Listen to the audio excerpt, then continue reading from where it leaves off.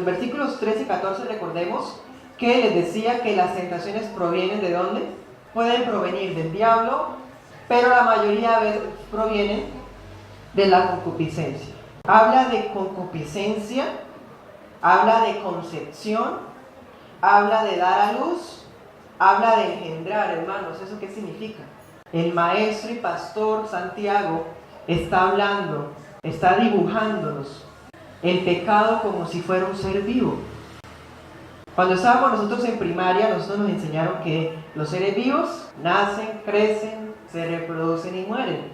Pues, hermanos, Santiago ya había propuesto ese orden, pero cuando lo propuso, se lo propuso el pecado. Porque el pecado nace, crece, cuando dice siendo consumado, se reproduce, concebido. Santiago nos está dibujando el pecado. Y nos lo está dibujando como si fuera un ser vivo que apenas nazca, nos mata. Pero bueno, Santiago lo que está hablando es de la consumación. ¿Qué es consumación del pecado? Si en los versículos de atrás está hablando de las tentaciones, en los versículos que hoy estamos estudiando, está hablando de cuando se ha caído en esas tentaciones. Porque las tentaciones no son pecado. La tentación de por sí no es pecado. Así como hablábamos en la semana pasada, que decíamos que las emociones y el placer de por sí tampoco son pecado. El pecado está en donde depositamos, ¿se acuerdan? Que ese era el ídolo. Y el mes pasado decíamos que aquello en lo cual nuestra carne nos impulse será la concupiscencia. La tentación es solamente una oferta, es un ofrecimiento por parte de Satanás y también de nuestros deseos, de nuestro corazón. Nos está mostrando lo siguiente, miremos allá en el versículo, dice, la concupiscencia, después que ha concebido, da a luz. O sea, lo que él está diciendo es, mis deseos, como decía Pablo, yo hago lo que no quiero, sino que en mis miembros hay una ley que me lleva al pecado. Entonces, yo no quiero pecar, ya estoy hablando de los cristianos, ¿no? Porque los del mundo sí quieren pecar, nosotros no. Nosotros no queremos pecar, pero tenemos en nosotros una ley que nos hace pecar. Pero entonces podemos ver como dos vidas allí. Yo no quiero, pero mi naturaleza sí quiere. Entonces, ¿cómo se hace para que el pecado se conciba? ¿Qué es concepción? Quedar embarazado. Es decir, la relación sexual que provoca que del espermatozoide al óvulo lo fecunda. Esa sería la concepción. ¿Cómo es ese proceso en lo espiritual con el pecado? Lo que Santiago está diciendo es, si yo voluntariamente accedo a la tentación, concibo el pecado, ¿sí? Cuando mezclo mi voluntad, cuando yo cedo, ¿sí? Cuando yo no resisto, cuando yo no huyo, y está la tentación, ahí hay una concepción. Eso es lo que Santiago nos está diciendo. La voluntad y la concupiscencia se unen y quedamos embarazados del pecado. Hermanos, casi todos los días quedamos embarazados del pecado. Bueno, todos los días. Hoy vamos a hablar de cómo hacemos para matar ese pecado. Pues esa es la gráfica que Santiago está dándonos. Pues todo empieza con una pasión. Usted tiene una pasión, algo en lo cual usted concentra su mente y no es Dios, ese es su ídolo. Y lo que usted le dedica, las fuerzas, su tiempo a ese ídolo, esa es su idolatría. Hay una persona, hay una cosa, hay una emoción, hay un objeto que se está robando la gloria de Dios y por lo tanto estaríamos cayendo en idolatría. Entonces todo empieza con una pasión. Concentramos nuestra mente en esa pasión, en esa concupiscencia. Cedemos nuestra voluntad y nuestro corazón se inclina a eso. Hermanos, si nosotros nos queremos dar de fuertes, nuestro corazón termina siempre cediendo. Porque la naturaleza de nuestro corazón siempre cede al pecado, siempre. Nadie puede decirme que no es cierto, porque la Biblia dice que sí. Si yo tengo un buen corazón, no, la Biblia no dice eso. Su corazón y mi corazón nos van a guiar siempre a transgredir la ley de Dios y a quedar embarazados del pecado. El pecado no viene solo. Y nosotros, por eso Santiago les dice, hermanos míos, no erréis. Que viene lo rico, lo apasionante para nuestro corazón mentiroso, pero acompañado viene algo que se llama muerte. Y es imposible que cojamos el pecado y no tengamos la muerte. Siempre que tengamos pecado, siempre hay muerte. Hermanos, no erréis, siempre. Él es un pastor que está preocupado por la iglesia. Está preocupado porque había gente que le estaba echando la culpa a Dios del pecado. Dios es el autor del mal porque es el creador de todas las cosas. Entonces Dios me está tentando. Había gente diciendo eso. Entonces a ellos Santiago les dice no erren. Pero también está diciendo no erren a aquellos que pensamos en muchas ocasiones que aunque accedamos al pecado, no nos va a pasar nada. El pecado siempre trae muerte. Siendo castigados por el Señor, no somos condenados con el mundo. Es decir, si usted peca y no le pasa nada, déjeme decirle que usted no es hijo de Dios. Pero cuando usted peca y recibe consecuencias, sepa que Dios es justo, es un buen Padre que nos disciplina y que nos ama. Por eso dice la Escritura, hijos, no se olviden ni tampoco desprecien la disciplina del Señor, porque el que el Señor ama, disciplina. Salmos 7:14. El impío concibió maldad, se preñó de iniquidad y dio a luz engaño. O sea que Santiago no se lo inventó. Ese proceso de consumación, de concepción y de nacimiento del pecado no se lo inventó Santiago. El Espíritu Santo ya lo había inspirado cuando se escribió el Salmo 7. ¿Quién es un impío? El que practica el pecado. A nosotros nos habían dicho, no, impío es el que conociste, pues no. Impíos somos todos por naturaleza y es aquel que ha sido reacio al llamado de Dios o que no lo ha recibido. Impío es todo aquel que no es hijo de Dios, sencillo. Que los hijos de Dios actúen como impíos muchas veces es otra cosa, pero los hijos de Dios jamás son impíos. Entonces dice, el impío quedó preñado, es impresionante esas palabras, y da a luz el engaño. Vamos a Romanos 7:5 dice, mientras vivíamos en la carne, o sea, ¿cómo así? ¿Será que Pablo se salió del cuerpo? Hermanos, le está hablando a la iglesia. Mientras vivíamos, es decir, él ya no vive en la carne, pero ¿cómo así? ¿Sí? ¿Acaso no vivimos en la carne? Sí, lo que quiere decir es que no vive practicando el pecado. El que practica el pecado es impío y el que es impío no es hijo de Dios. Mientras vivíamos las pasiones pecaminosas o la concupiscencia, estimuladas ¿por qué? Por la ley, obraban en nuestros miembros llevando fruto para muerte. Entonces mire que el pecado siempre va a traer muerte, no hay escapatoria. Romanos, Salmos, Santiago, vamos a mirar Isaías. Errar, engañarnos a nosotros mismos, es pretender untarnos de pecado ahí mientras nos divertimos un rato, mientras la pasamos rico y sentimos placer, todos callados, nadie me vio, pero Dios sí. Y nuestro Dios es vengador y justiciero, cosas que nadie habla hoy día, ¿no? A la gente le fascina escuchar que Él es lleno de amor y que es un alcahuete caballeroso. Dios bíblico no es así. Versículo 13 de Romanos. Entonces, lo que es bueno vino a ser muerte para mí, de ninguna manera. Más bien, el pecado, para mostrarse como pecado, produjo en mí la muerte por medio de ¿qué? De lo que es bueno. ¿A qué se está refiriendo? A la ley. A fin de que el pecado, por medio del mandamiento, ¿sí ven?, llegar a ser extremadamente pecaminoso. ¿Qué está hablando Pablo ahí que no lo entendí? Está diciendo lo siguiente, hay un mandamiento que dice, no tendrás dioses ajenos delante de mí. Pues hermano, nuestro corazón lleno de pecado, inclinado al mal, se encontró con ese mandamiento, pues el pecado me estimula para que yo haga lo que me está diciendo que no haga ahí. Y esto es bueno, es santo y justo, pero el pecado me demostró que yo soy más pecador de lo que pensaba. Lo bueno me dañó a mí, lo bueno que era la ley de Dios. Dios me estaba diciendo, honra a tu padre y tu madre, ¿para qué? Para mi bien. Y cuando yo vi eso, yo los deshonré, porque el pecado aprovecha el mandamiento para impulsarnos a hacer lo que está prohibido. Ahora miremos Romanos 8:6. Ahorita decíamos que Pablo dijo, mientras vivíamos en la carne. ¿Qué es vivir en la carne? Romanos 8:6 dice, el ocuparse de la carne. Bien, la Biblia es su propio intérprete. ¿Qué es vivir en la carne? Ocuparnos en las obras de la carne. ¿Y qué dice 8:6? El ocuparse de la carne es muerte. Siempre. Pero el ocuparse del Espíritu es vida y paz. ¿Amén? Entonces miremos que el pecado es algo que está en nuestros miembros. Y cuando dejamos conectar, unir nuestra voluntad con ese pecado, con esa tentación, la concupiscencia, quedamos embarazados de pecado. Y apenas consumamos el pecado, viene acompañado de muerte. ¿Sí? Pregunta: ¿qué debemos hacer entonces si somos tentados?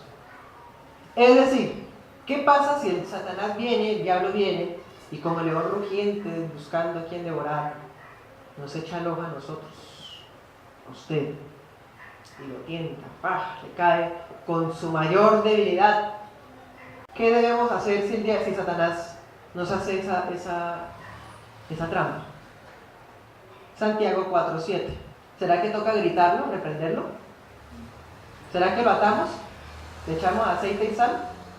Dice, sométanse a Dios, resistan al diablo y él huirá a ustedes. Hermanos, ¿qué tuvimos que hacer para que se fuera? Resistir.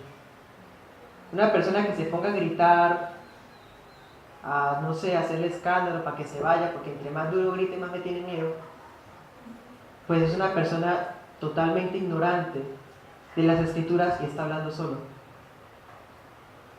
Aquí la escritura que dice, nos sometemos a Dios y ¿qué? Y resistimos al diablo. Cuando una persona lo resiste, él no puede hacer nada. ¿Por qué? Porque está atado frente a la iglesia. Él no tiene ningún derecho ni ningún poder contra nosotros. Si usted es cristiano, si usted es hijo de Dios, el diablo no puede tocarle a usted. ¿Por qué es tan difícil entender eso?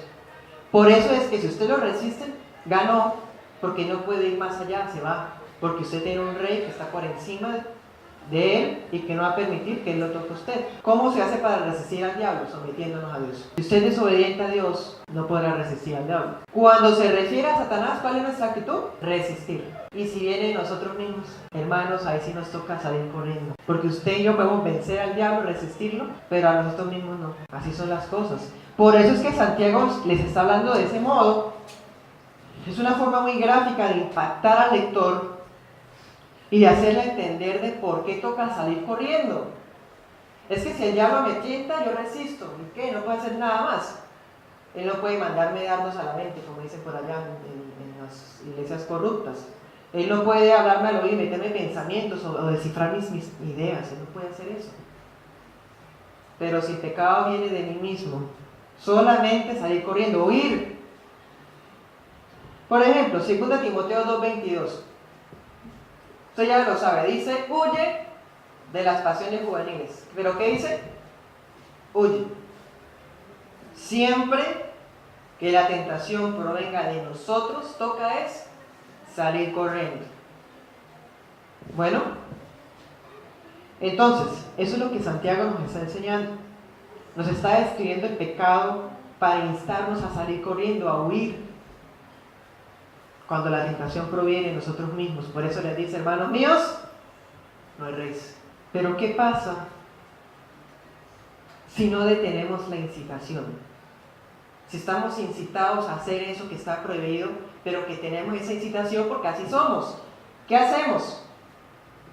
Si no detenemos la incitación, si no huimos de esas cosas, sino que llevamos el deseo hasta el final, como dice acá, el pecado siendo consumado. Si consumamos el pecado, ¿qué pasa? Pues dice ahí, engendramos la muerte. Ay, pero a mí no me parece que eso sea malo. A mí tampoco hay que ser tan allá. Así usted quiera o no quiera, a mí me guste, no me guste, lo que va en contra de la ley de Dios siempre va acompañado de muerte. Por más lindo, por más productivo, por más defendible que sea. Engendraremos el pecado. Por eso es que Santiago está diciendo, recordemos, Dios les había dicho en el versículo 13, Dios no tienta a nadie. Dios no es el autor del pecado. El autor del pecado fue Satanás, porque él es padre de mentira, ¿cierto? Desde el principio. Pero en nosotros, ¿quién es el autor del pecado? No erréis, echándole culpa a otros, cuando la culpa, la concupiscencia nos señala y no tenemos escapatoria. Vamos a Isaías 59, 4 al 5. Aquí viene una descripción de usted y de mí, cuando vivíamos en la carne, cuando no habíamos nacido de nuevo.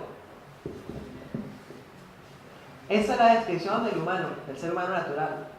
No hay quien clame por la justicia, ni quien juzgue por la verdad.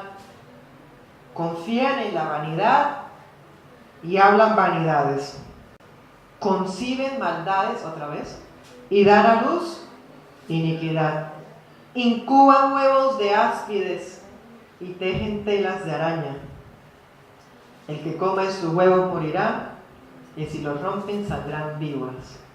Hermanos, entonces el dibujo de Santiago es una víbora. Entonces el dibujo de Santiago, Isaías nos lo está dando. Cuando hacemos pecado, confiamos en la vanidad, concebimos maldad. Santiago le dice pecado, lo mismo. Y engendramos muerte, claro, engendramos pecado, y el pecado viene con iniquidad, dice Isaías, y muerte. Incuban huevos de áspides, ¿sí? Las víboras, apenas usted rompe el huevo, ellas salen solitas, ya tienen veneno. Un veneno mortífero. Por eso es que el pecado viene con el combo completo. Porque el pecado se parece a una víbora, que es inofensivo el huevito, pero usted lo rompe y la muerde, viene con un veneno que nos mata.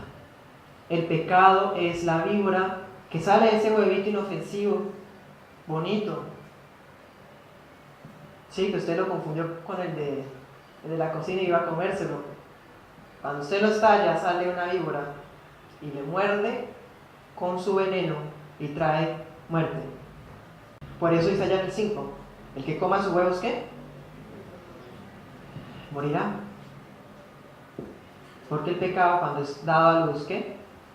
Da la muerte, engendra la muerte. Entonces, una vez ha nacido el pecado tiene la capacidad de matarnos con su veneno. Entonces, ¿qué hacemos frente a esa situación? Si todos los días estamos en la tentación de quedar embarazados de esos huevos de víboras, todos los días estamos con el riesgo de tentaciones externas y más internas acá, ¿sí? Que van a dar a luz bestias, animales inmundos que van a traernos muerte. Pues hermanos, como leíamos ahorita en Santiago 4:7, sométanse pues a Dios, resistan al diablo y Él oirá de ustedes. En otras palabras, si sometemos nuestra mente a Cristo Jesús, esa será la mejor manera de evitar esa unión, esa fornicación entre mi voluntad y la concupiscencia, para no quedar embarazados del pecado. ¿Qué tal si ya lo consumamos y ya dimos a luz? ¿Qué hacemos? Si ya dimos a luz, nos va a matar. ¿Qué hacemos frente a ese animal, hijo nuestro, que nos va a traicionar y nos va a matar? Colosenses 3:5. Hagan morir, mortifiquen. ¿Qué? Lo terrenal en ustedes. ¿Qué es lo terrenal? Fornicación, impureza, pasiones desordenadas, malos deseos y avaricia, que es idolatría. Decíamos que la avaricia es idolatría, mira qué cosa, ¿no? Y lo miramos en Efesios 5:5 y ahora está aquí en Colosenses 3:5. ¿Qué debemos hacer si ya nació? Pues hermano, toca es darle garrote a ese hijo nuestro venenoso de víbora. Le hablan esos términos que son pesados, son impactantes, porque son los términos que Santiago emplea y Isaías también. Porque es que estamos acostumbrados a dibujar el pecado, hermano, y echarle colores. Y se nos olvida que el pecado es horrible. El pecado fue tan horrible y tan inmundo que para Dios librarnos de eso, tocó venir a morir por nosotros. Pero estamos tan acostumbrados a Él que le echamos colores. Y aromas también. ¿No? Suene feo o no suene feo, la Escritura nos pinta el pecado como ese monstruo, hijo de nosotros, que nos va a traicionar. Y tenemos que matarlo. ¿Cómo hacemos? Pues hermano, si su lucha es con la fornicación, las impurezas, si su lucha es con las pasiones desordenadas, si su lucha es con la avaricia, pues corte la fuente de ese pecado. ¿De dónde provienen las tentaciones? ¿De dónde? Corte con la fuente de la tentación. Si por ejemplo en su hogar no hay un fondo común, que cada uno invierte lo que bien le parece, ignorando al otro, siempre guardándose, no dice la verdad de lo que tiene, porque lo invierte en otras cosas, pues hágalo morir así en el fondo común. Esposos, eso es avaricia, mátela. ¿Cómo se mata? Quitando la fuente. ¿Cuál es la fuente? Que si usted se deja ahí sus ganancias y no quiere decir cuánto fue de verdad, pues mátela poniéndola en la mesa diciendo, esto es lo que yo gano, esto es de nosotros. ¿Cómo matarían el deseo los novios? Pues no quedándose solos, ni si nos quedamos, no, es que yo resisto, Señor, yo resisto. No voy a resistir. Él no se va a aguantar la belleza de ella. Toca matarlo desde la fuente, es decir, quitando lo que alimenta la subsistencia de esos monstruos, víboras venenosas del pecado. Cortando la fuente. Mire, Jesucristo nos habló en esos términos. Vamos a Mateo 18, 8. Entonces, hay que matarlo desde la raíz, cortando desde la fuente de donde sale el alimento a ese monstruo. Y Jesús nos lo dijo de esta forma. Si a usted le parecía horrible el hecho de que teníamos huevos de víboras y eran nuestros hijos y tocaba matarlos porque eran venenosos, parece impresionante esa gráfica, pues no sé si aguante esto. Dice, si tu mano o tu pie te es ocasión de caer, córtalo y échalo de ti. Ay, Dios. Mejor te es sentar en la vida cojo manco que teniendo 2 manos o 2 pies. Toca cortarlo. Obviamente eso no es literal. Pues fíjense la concordancia que hay. Mateo, Isaías, Romanos, Santiago. Está hablando del pecado. Cortar aquello que alimenta la subsistencia del pecado. Toca deshacernos de eso. Vamos a Jeremías 17:9. Ese pasaje usted se los tiene que hacer de memoria ya. Engañoso es el corazón, más que todas las cosas. ¿Quién lo conocerá? Engañoso el corazón más que todas las cosas y perverso. A mí me enseñaron mis papás desde pequeño a hacer el bien a todo el mundo.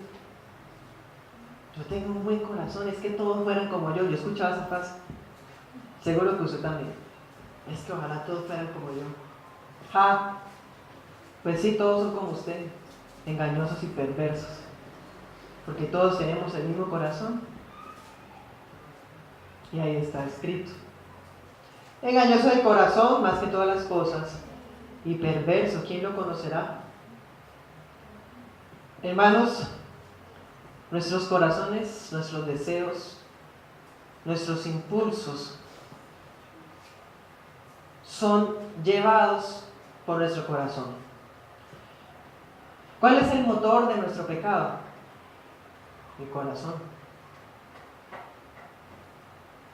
El corazón nuestro es el motor de nuestro pecado, es lo que nos impulsa, es lo que nos da esos deseos. Ay, es que yo no sé por qué me vienen esos pensamientos, porque es tu corazón. Es nuestro corazón que es así. Por eso es que es necesario nacer de nuevo. Cuando nacemos de nuevo, Dios nos cambia el corazón y nos da uno nuevo de carne que se inclina a cumplir sus mandamientos, que es capaz de hacer la voluntad de Dios. Antes le parecía aburrida, harta y que se demoraba 2 horas largas, que pasaba muy lento. Pero si Dios le cambia el corazón, a usted esto le va a parecer corto y queda con ganas de más. Si nuestros deseos son aquello que germina el pecado, si este vientre es el que sostiene por 9 meses a las víboras venenosas del pecado, ¿será que podemos excusarnos? ¿Será que yo puedo decir, no fue mi culpa, fue lo que pasa es que me tentó, esa persona se aprovechó de mí, me decepcionó? No, mire que fue el diablo puerco. No, esa persona estaba como loca, el diablo le metió. No.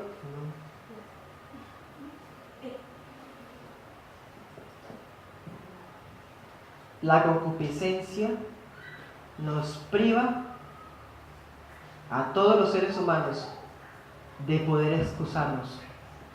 No, lo que pasa es que yo hice eso porque tal cosa. Sí, lo hizo, es pecado de todos modos. No, pero es que mi intención era buena, pero es pecado y punto. No tenemos derecho a excusarnos. Menos afirmar ignorancia, es que yo no sabía. Así usted no supiera, es pecado. Yo no sabía que eso estaba mal, pecado. Con el combo, muerte. No, ¿y qué hacen aquellos que nunca han escuchado el Evangelio? Están en pecado. En sus delitos y pecados morirán y están condenados. Pero nunca están en pecado. Ay, es que por ese, pero con su compasión barata no los va a salvar. La Biblia nos muestra que están en pecados y por cuanto todos pecaron, están destituidos de la gloria de Dios. Punto. Ay, corazón perverso y engañoso. Hereje. Entonces, no podemos decir es que yo no sabía, qué ignorancia, yo fui muy ignorante. Y tampoco podemos excusarnos. Y tampoco podemos culpar a otro. Vamos a Mateo 15:19. Hermanos, los cristianos de hoy día saben más del corazón, de corazonadas, que de la Biblia. ¿Y qué dice la Biblia? Mateo 15:19. Del corazón salen los malos pensamientos, homicidios, adulterios, fornicaciones, hurtos, falsos testimonios, blasfemias. ¿De dónde salen?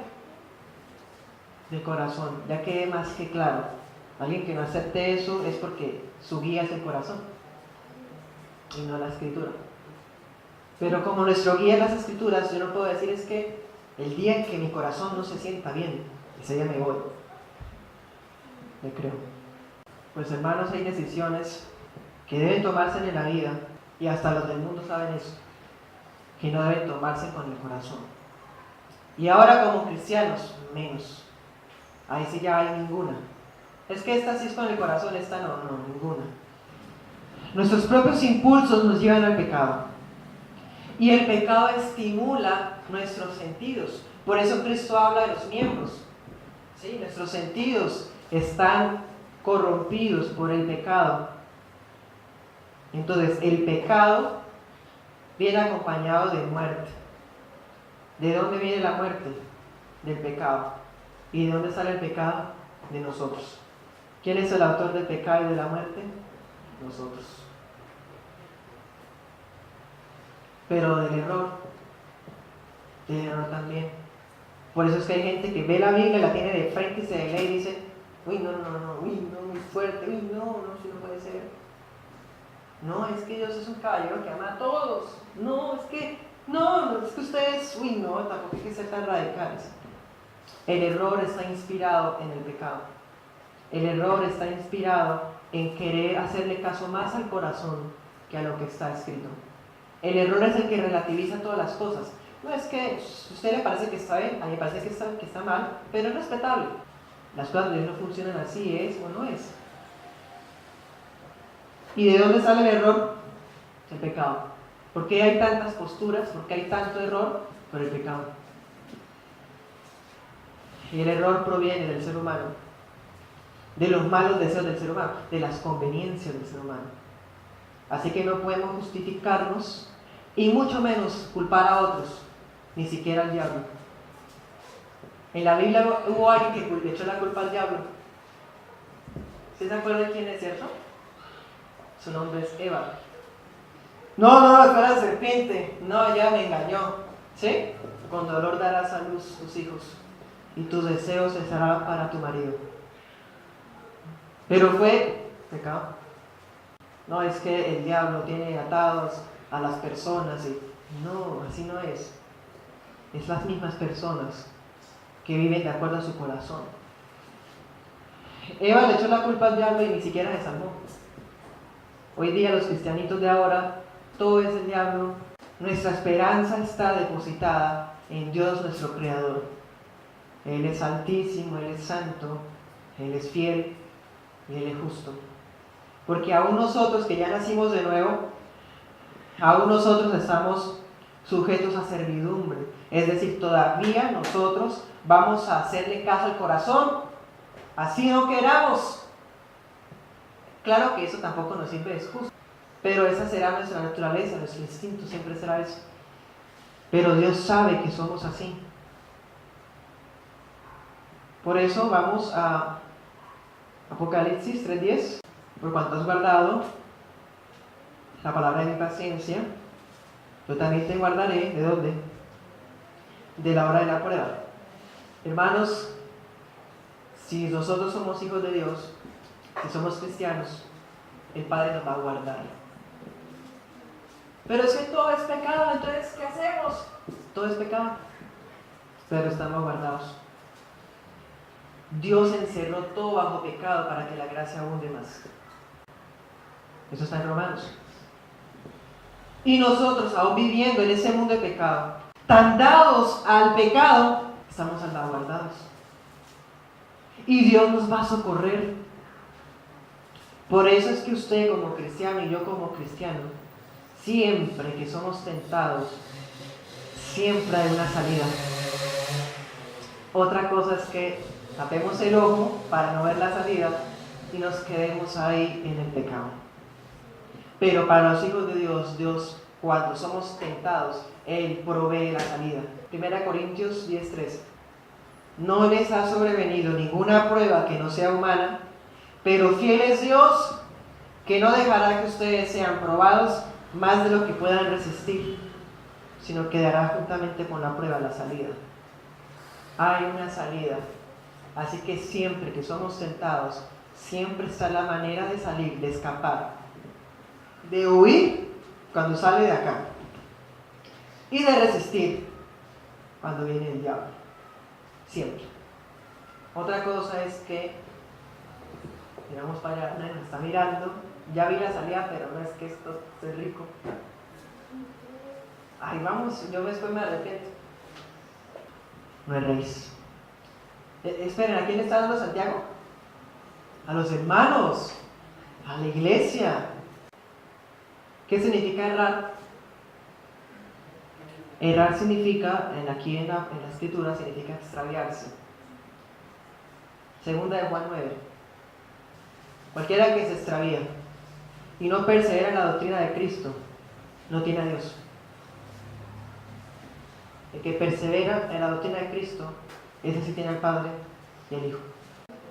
¿Sabe por qué a la gente no le interesa crecer en el conocimiento? ¿Por qué no le interesa saber más, aprender más, discipularse? Leámoslo otra vez. Cualquiera que se extravía y no persevera, ¿en qué? En la doctrina de Cristo, la doctrina cristiana. ¿Qué pasa? ¿Por qué pasa eso? ¿Por qué? Porque no tiene a Dios. Así, sépalo, no tiene a Dios. Porque si usted tuviera a Dios, perseveraría. Y no solamente perseveraría en santidad, sino también en la doctrina. No es que la doctrina no es importante. Ay, no. No es importante para los que no tienen a Dios. Hermanos míos amados, no erréis. No podemos extraviarnos de la sana doctrina. Los de la iglesia de Santiago se estaban extraviando. ¿Por qué? Le estaban echando la culpa a Dios. Estaban diciendo, es que me tentó. Y más encima estaban buscando culpables en otro lado. Se estaban extraviando en la doctrina. Pues hermanos, el pecado viene con combo, hermano, y viene con promoción 3x1. Viene pecado, viene muerte, hermano, y también error. Sí, fue el Black Friday, el viernes negro del pecado, viene con todo. Y el error es lo que nos desvía del camino de la vida. Si te atreves a atribuirle a Dios o a algún otro la culpa de tu pecado, es porque ya te has extraviado. Eso es lo que está diciendo. Por eso la conclusión, ¿cuál es? No erréis. Es más, esa conclusión se conecta con la prédica del otro mes. Porque todo esto va conectado. Entonces, cuando le buscamos culpables en otro lado, Dios o otra cosa, otra persona, es una señal de que la persona ya se ha extraviado. Persona que se excusa, que justifica su pecado, que le hace caso a su corazón.